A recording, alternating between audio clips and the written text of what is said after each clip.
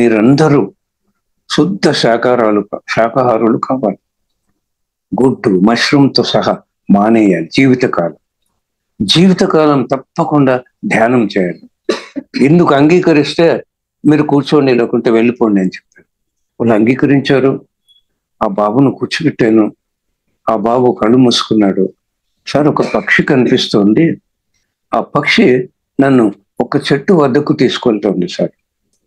ఇక తర్వాత దృశ్యం కనిపించటం లేదు. సరే బాబు, రోజుకు 3 గంటల ధ్యానం 41 రోజులు చేయండి. తర్వాత కలిశాడు ఆ బాబు. ఇంకొక చోట కుటుంబం కలిశారు ఒక సెషన్లో. ఆ బాబు వచ్చి, సార్ నాకు ఆ దృశ్యము చెట్టు వరకు పక్షి తీసుకెళ్లేది కానీ తర్వాత కనిపించదు. నీకు ఇంకా మాంసారము గుడ్డు తినాలనే కోరిక ఏమైనా ఉందా? అవును సార్. అయితే నువ్వు కళ్ళు మూసుకో, ఆత్మను కోరుకో. నా మనసు చాలా ప్రేరేపిస్తోంది ఇంకా తినాలని. నేను మీ సహాయం కోరుకుంటున్నాను. మీ ఆత్మలో ఉన్న ఆత్మశక్తి ద్వారా నాకు ఈ కోరిక ఆత్మ మూలము నుండి, గత జన్మల నుండి తొలగిపోవాలి అని కూర్చోపెట్టాడు. ఆ బాబుకు తినడం ఇష్టం లేదు, కానీ మనసు అంగీకరించాడు. అప్పుడు ఆ పక్షి చెట్టు మీదకి తీసుకెళ్ళింది.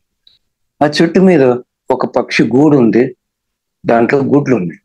గత జన్మలో వీడు ఒక 15-16 ఏళ్ళ వయసులో ఆ చెట్టు ఎక్కి ఆ గుడ్లను తూట్లు పొడిచాడంటే, ఆ గుడ్లకు తూట్లు పొడిచాడు.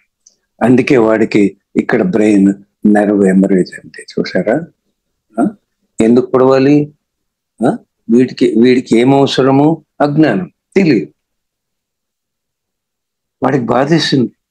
నేను ఈ పాపం చేశానా, అందుకేనా నాకు ఇలా హెమరేజ్ అయిందని బాధతో వాడు క్షమాపణ కోరుకున్నాడు. ఆ గుడ్లలో ఉన్న పిల్లల్ని మీ తల్లికి నేను దూరం చేశాను, ఎంత మహాపాపం చేశాను, నన్ను క్షమించండి, నా ప్రేమను స్వీకరించి మీరు ఉన్నతమైన జన్మలు తీసుకోవాలని నేను కోరుకుంటున్నాను.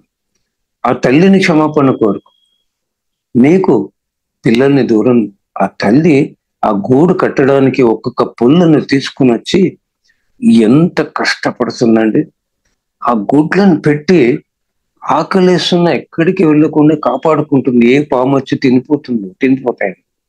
ఆ పిల్లల ఆహారం కోసం అది వెళ్తుంది, కానీ తన కడుపు నింపుకోవడానికి కాదండి.